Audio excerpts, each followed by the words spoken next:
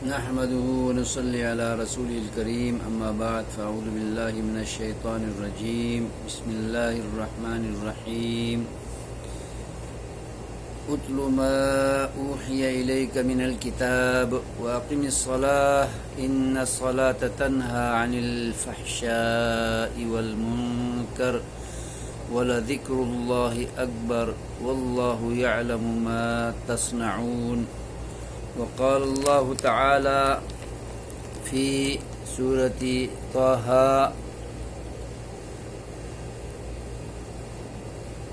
إنني أنا الله لا إله إلا أنا فاعبدني وأقم الصلاة لذكري. میرے بزرگوں، دوستوں، بھائیوں، بیٹوں، ماؤں اور بہنوں اور میری بیٹیوں، السلام علیکم ورحمۃ اللہ وبرکاتہ. روزانہ کی طرح آج بھی آپ کی خدمت میں اسلامی ویڈیوز لے کر حاضر ہوا ہوں. یوٹیوب کے توسط سے اجالا، چاندنی، امید اسلامک چینل سے آپ سے مخاطب ہوں. آپ میری ویڈیوز کو مستقل سنیے گا اور سبسکرائب بھی کیجئے، شیئر بھی کیجئے، لائک بھی کیجئے، تاکہ آپ کا اس دعوت و تبلیغ کی مہم اور مشن میں، اشاعت دین کے اس عظیم کام میں، دین کو آگے پہنچانے اور پھیلانے کے اس کردار میں آپ برابر کے شریک رہیں اور میری حوصلہ افزائی ہو. اللہ تعالی ہماری نیکیوں کو، مساعی اور کوششوں کو، جد و جہد کو قبول و منظور فرمائے، آمین. میرے بزرگوں، بھائیوں، دوستوں، ماؤں، بہنوں اور بیٹیوں، تلاوت کردہ آیات کے اندر اللہ رب العزت سب سے پہلے اپنے کلام پاک کی تلاوت کرتے رہنے کی تاکید فرما رہا ہے اور اپنے پیغمبر سے خطاب کر کے امت کو سمجھا رہا ہے اللہ تبارک و تعالی، کیونکہ اسلام کا جو بھی حکم ہے سب سے پہلے نبی مخاطب ہوتے ہیں اور نبی اپنے نمائندے کے ذریعے، اپنے رسول اور نبی کے ذریعے اپنے بندوں کو اللہ تبارک و تعالی سمجھانا چاہتا ہے، کیونکہ رسول بندوں اور اللہ کے درمیان واسطہ ہوا کرتے ہیں. وہی ہمارے رہبر و رہنما ہیں جن کو اللہ نے چنا ہوتا ہے. تو نبی کو خطاب کر کے امت کو سمجھا رہے ہیں. اللہ تبارک و تعالی فرماتے ہیں کہ اے محمد صلی اللہ علیہ وسلم، آپ کی طرف کتاب قرآن میں سے جو بھی وحی کی جا رہی ہے اسے تلاوت کرتے رہیے، اسے پڑھتے رہیے اور اس کی تعلیمات کو آگے پہنچاتے رہیے، اس کے ذریعے وعظ و نصیحت کرتے رہیے، اس کے دروس اور اس کے خطبات کو بندوں تک پہنچانے میں تگ و دو کیجئے، محنت شاقہ کیجئے، اپنی زندگی کو کھپائیے. اور آگے حکم اللہ فرما رہا ہے، اے پیغمبر صرف یہی کام نہیں بلکہ وَأَقِمِ الصَّلَاةَ، نماز بھی قائم کرتے رہیے، یعنی نماز پابندی سے پڑھتے رہیے اور پنجگانہ نمازوں کا اہتمام کیجئے. کوئی بھی نماز چھوٹنے نہ پائے، رہ نہ جائے، کیونکہ ان الصلاۃ تنہی عن الفحشاء والمنکر. نماز پڑھنے کا فلسفہ یہی ہے کہ نماز بے حیائیوں اور سب برے کاموں سے حیا دلاتی ہے، منع کرتی ہے، روکتی ہے. یہ ایک ڈال کا کام کرتی ہے، کیونکہ نماز پڑھنے سے انسان کو شرم آتی ہے، گناہ کرنا چھوڑ دیتا ہے اور احساس پیدا ہوتا ہے، شعور بیدار ہوتا ہے۔ انسان اپنے آپ کو ملامت کرتا ہے کہ یہ انسان تو نماز بھی پڑھتا ہے اور شیطان کو بھی خوش کر رہا ہے، تو اللہ کے دربار میں بھی حاضر ہے اور شیطان کو بھی دل میں بسائے ہوئے ہیں۔ یہ شرم و حیا، احساس و شعور نماز دلاتی ہے۔ ویسے تو نماز اسلام کے 5 اہم ارکان میں سے ایک رکن ہے، 5 بنیادوں میں سے ایک مضبوط بنیاد ہے، 5 ستونوں میں سے ایک مضبوط ستون ہے، جس کو پڑھنا ہی پڑھنا ہے۔ نماز پڑھے بغیر انسان اپنے آپ کو اللہ کا بندہ ہونا ثابت نہیں کر سکتا۔ نماز اللہ کا بندہ ہونے کا ثبوت پیش کرتی ہے اور اللہ پر کوئی احسان نہیں۔ نماز پڑھنے سے انسان کا اپنا دنیاوی، اخروی، دینی فائدے اس کو انسان کو حاصل ہوتے ہیں۔ نماز،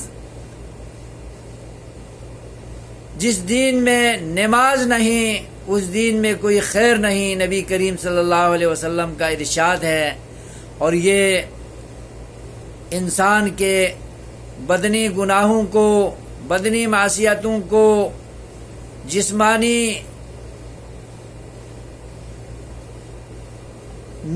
گناہوں کو دھونے کا ذریعہ ہے۔ یہ صابن کا کام کرنے والی عبادت ہے۔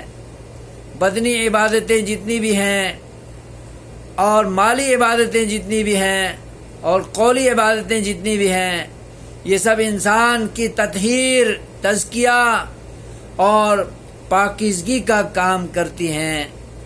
ان کا فائدہ انسان کو ہوتا ہے۔ رب ان عبادتوں کا محتاج نہیں۔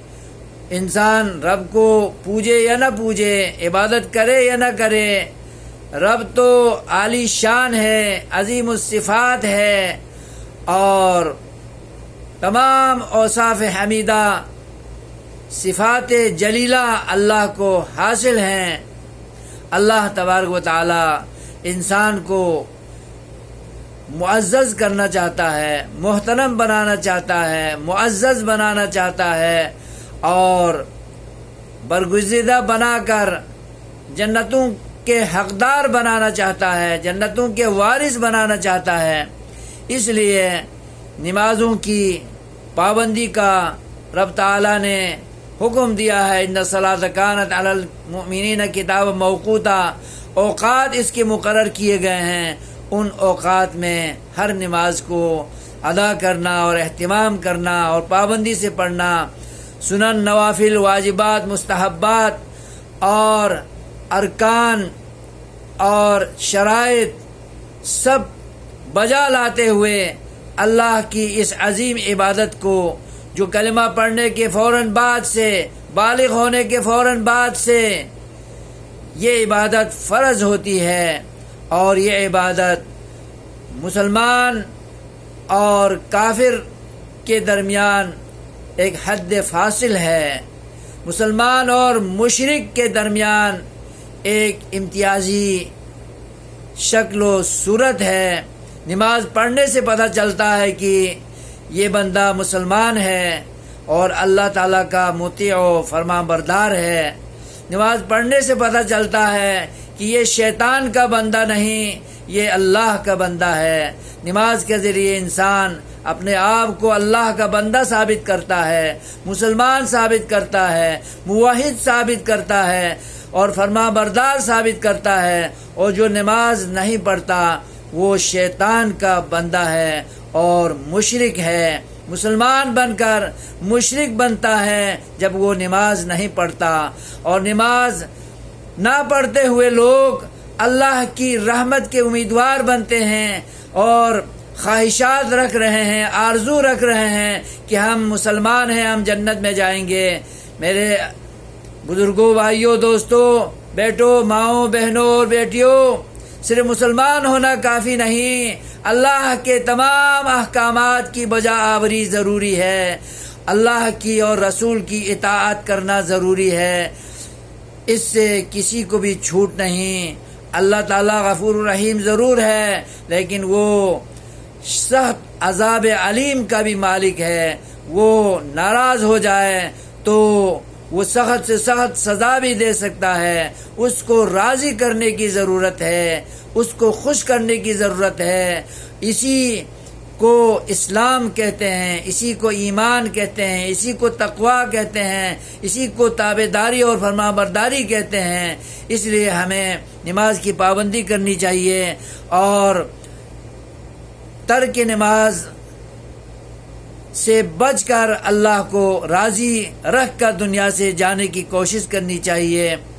وَلَذِكْرُ اللَّهِ اکبر، اللہ کا ذکر کرنے کے لیے نماز بہت بڑا وسیلہ ہے۔ اس سے اللہ کی یاد تازہ ہوتی ہے، اور جب بھی انسان غفلت کا شکار ہو تو نماز پڑھ کر اللہ کی یاد کی جائے تو اللہ بڑا خوش ہوتا ہے۔